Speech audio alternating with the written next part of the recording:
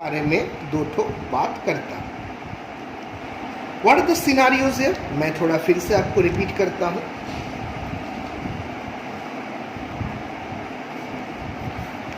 Again we are talking regarding the same line, that is we will be starting the first chapter, demand.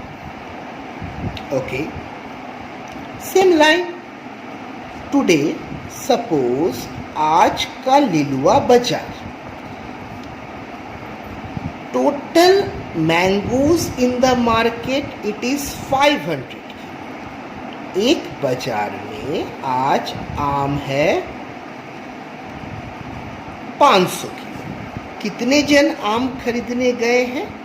For example 200 जन आम खरीदने गए हैं। 500 kilo आम है बाजार में, 200 जन आम खरीदने गए हैं। बेटा डिमांड कौन सा है यहाँ पर? 500 किलो आम, इसको हम कहते हैं सप्लाई। ये 500 किलो आम क्या है मेरा? 500 किलो आम, ये है मेरा सप्लाई। ये 200% जो है 200%, ये है मेरा आज का मार्केट का डिमांड। 500 किलो आम है आज का सप्लाई। 200 जन जो आम खरीदने गए, 200 जन जो आम खरीदने गए हैं, वो है मेरा आज का डिमांड। तो डिमांड है क्या? एक आसान भाषा में बात किया जाए तो what is demand? On economics condition, demand is nothing but desire. हम डिजायर को हिंदी में क्या कहते हैं? On a very simple note, desire को हम कहते हैं, desire like in simple Hindi, like in simple Hindi, desire का मतलब होता है चाहत। व्हाट इज चाहत? आप कितना आम का चाहत रखते हैं, how much mangoes you desire, वो डिजायर ही डिमांड है। अब बेटा डिजायर ही अगर डिमांड है तो मेरा भी तो डिजायर है कि न्यूयॉर्क में एक घर हो मेरा, एक घर के बाहर एक फरारी खड़ा हो, एक हार्ले डेविडसन बाइक हो मेरा। तो क्या सारा डिजायर डिमांड है? All desires will be calculated as demand? ना, डिजायर को तभी डिमांड कहा जाएगा, desire will then only considered as demand when that particular desire is backed by the purchasing power. When that particular desire is backed by the purchasing power. ये Dzire के साथ आपका purchasing power का होना जरूरी है। अब ये परचेजिंग पावर क्या चीज है? ये परचेजिंग पावर दो चीज से बनता है। एक होना चाहिए आपका अबिलिटी टू पे, और दूसरा होना चाहिए आपका विलिंगनेस टू पे। What is ability and willingness? Ability, मेरा डिजायर है एक हार्ले डेविडसन, क्या हार्ले डेविडसन का अबिलिटी है मेरे पास? नहीं है मेरे पास। मेरा डिजायर है एक फरारी का, क्या फरारी का अबिलिटी है? अगर अबिलिटी है भी तो क्या उसके साथ मेरा विलिंगनेस है उस फरारी का? डिजायर के साथ जब एबिलिटी और willingness, like Dzire, when this desire is backed by ability to pay and willingness to pay, we call this as the demand. But there is a small line here. As I told you, demand is a micro concept. I told you about that. What is demand? On a basic simple note, demand is a microeconomics concept. Microeconomics concept, this concept is at a concept of a smaller scale of economics. What is smaller scale? Like it will be from a particular area, or rather we can say that it is on a smaller aspect of the economy. What is demand we are considering about?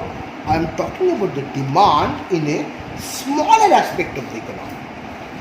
If we are talking about smaller aspect, then we must say that this desire and this purchasing power is must be at a particular market,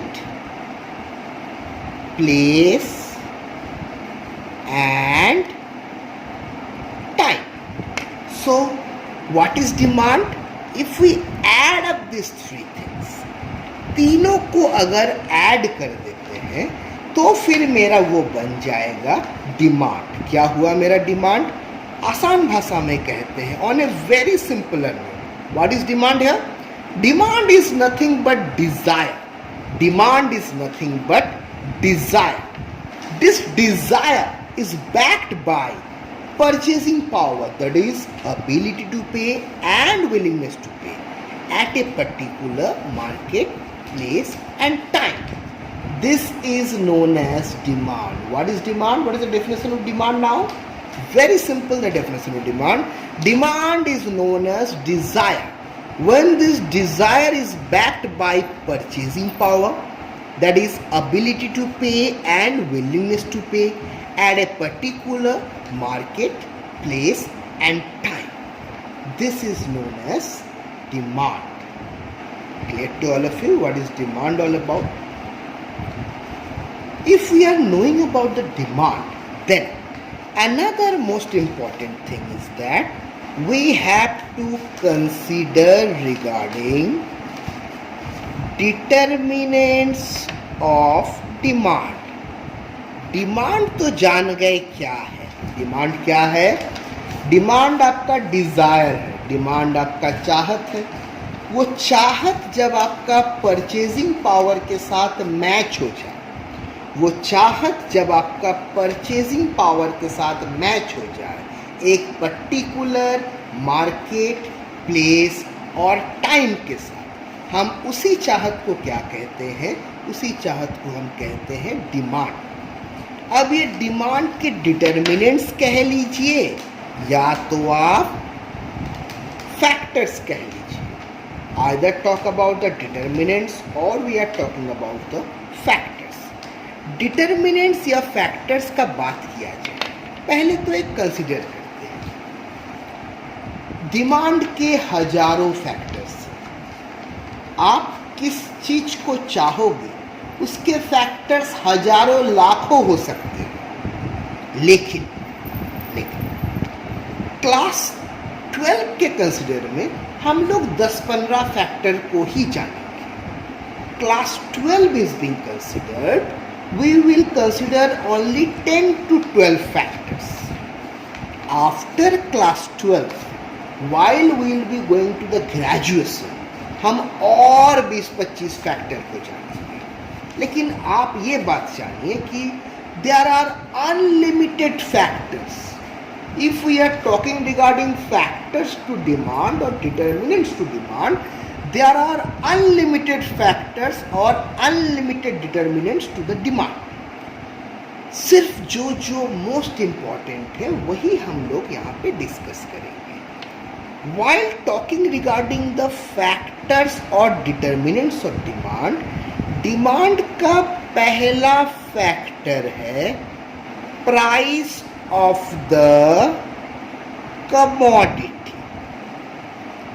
Wait.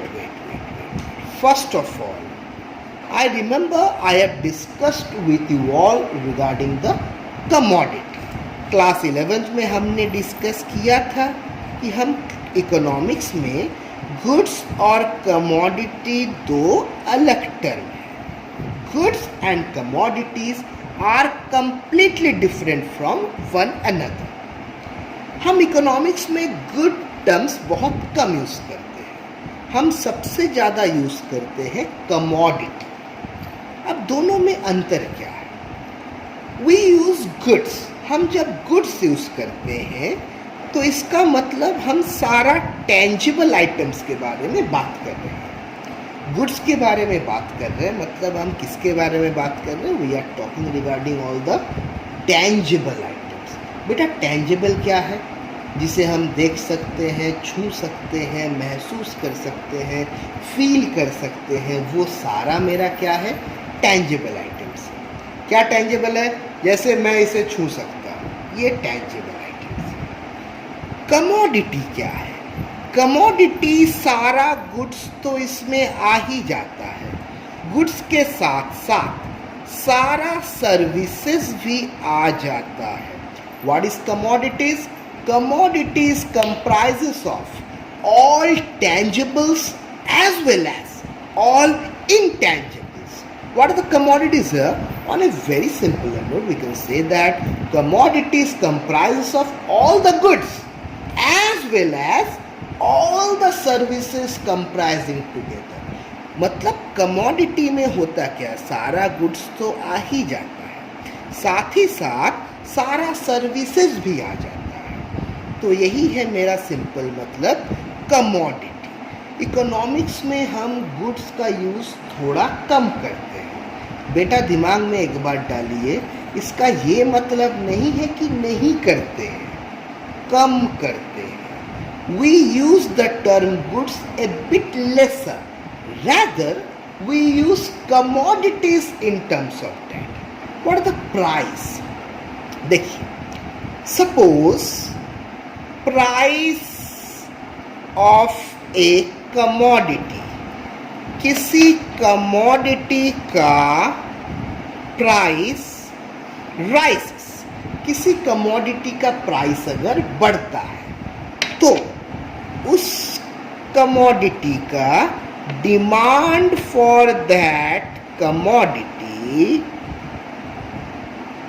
False, उस commodity का demand falls करता है। And vice versa, keeping all other factors constant. मैं एक छोटा सा example लेते हैं। आप एक मार्केट गए हैं और वहाँ पे आपको लेना है मार्केट में कैडबरी। आप मार्केट जाके देखते हैं कैडबरी का दाम जो है 10 रुपया से फॉल करके 5 रुपया पर यूनिट आ गया है। Example I am taking again. After going to market you saw that the price of Cadbury falls from ₹10 to ₹5। आप क्या करोगे? एक नॉर्मल इंसान कैडबरी एक के जगह पे 2 लेके आ जाएगा। बेटा वेट, तुरंत आप बोलोगे नहीं सर, मैं 5 रुपये का एक कैडबरी लूँगा और बाकी 5 रुपये का मैं कुछ और ले लूँगा। बेटा मैंने यहाँ पे एक और लाइन लिखा है, you all please focus on this line. What is this line says? This line says, this line, look at here, this line. ये लाइन बताता है कि keeping all other factors constant. इसका मतलब क्या है? What does this mean, keeping all other factors constant? इसका मतलब बाकी सारे फैक्टर्स में कोई बदलाव नहीं आएगा। ना किसी और का दाम बढ़ा है, ना किसी और का दाम घटा है, ना तुम्हारे जेब में पैसा का कमी है, ना तुम्हें कुछ और खरीदने का मन है। सारे फैक्टर्स को हम क्या मानेंगे? All the factors are constant. सिर्फ एक फैक्टर में चेंज है। वो फैक्टर क्या है? कैडबरी का दाम 10 रुपया था, वो 10 रुपया से फॉल करके कहाँ आ गया है? 5 रुपया। अगर 10 रुपये का कैडबरी 5 रुपया हो गया है तो कैडबरी का डिमांड, जिसको मैं डिनोट कर रहा हूँ डीडी से, वो क्या होगा? राइज होगा। कैडबरी का प्राइस फॉल होते ही कैडबरी का डिमांड क्या हो गया? राइज हो गया। तो डिमांड का पहला फैक्टर क्या है? मतलब डिमांड में बदलाव आने का पहला फैक्टर क्या है? प्राइस। प्राइस है आपका डिमांड का पहला फैक्टर। प्राइस में अगर बदलाव आएगा, if there will be change in the price, तो उसके साथ साथ डिमांड में भी बदलाव आएगा। सो डिटर्मिनेंट ऑफ डिमांड का, डिमांड क्या है मैंने थोड़ी देर पहले आपको बताया। डिमांड क्या है? डिमांड डिजायर है। ये डिजायर जब परचेजिंग पावर के साथ एक होता है तब मैं उसका नाम देता हूं डिमांड। लेकिन उसके साथ एज डिमांड एक माइक्रो कॉन्सेप्ट है, हम उसके साथ जोड़ते हैं कि वो एक particular market, place and time. So what is demand here? Demand is nothing but desire when backed by the purchasing power at a particular market, place and time. Determinants of demand or the factors affecting demand. Demand का पहला factor क्या है? Price of the commodity. Commodity के बारे में मैंने आपको बताया, commodity is like comprises of goods as well as the services. So what is the price? Price of a commodity rises, demand for that commodity falls, and vice versa. You know the vice versa. What is vice versa? The reverse is also equally equivalent. What is vice versa here? The reverse is also equally equivalent. Keeping all other factors, one of the most important line in context to demand. आप यहाँ पे सिर्फ price में बदलाव लाओगे, बाकी सारे factors को आप क्या रखोगे? कांस्टेंट। जैसे मैं आपको रिसेंट एग्जांपल देता हूँ। All of you know that we are in A pandemic situation, corona virus covid, we are hit by the world is hit by the covid. Price increase होता है तो क्या डिमांड फॉल हो रहा है? हर चीज का दाम बढ़ रहा है आजकल। Every commodity there is inflation, the price is rising, still is there any fall in the demand? नहीं बेटा, नहीं हो रहा। क्यों नहीं हो रहा? क्योंकि सारे फैक्टर्स कांस्टेंट नहीं है। लोगों को लग रहा है हो सकता है कल हमें ये सामान ना मिले, हो सकता है परसों हमें ये सामान ना मिले, इसलिए लोग ज़्यादा डिमांड कर लेंगे। सारा फैक्टर कांस्टेंट है? नहीं है, क्योंकि अपना जो अभी इकोनॉमिकल कंडीशन बोली है या सोशल कंडीशन बोली है, it is not fixed. So that's the condition. Price changes but still price rises, still demand is not falling, it is rising because other factors are not constant. If all other factors are constant, then if the price of a commodity falls, demand for the commodity rises, and vice versa, that is price rises, demand falls, keeping all other factors constant.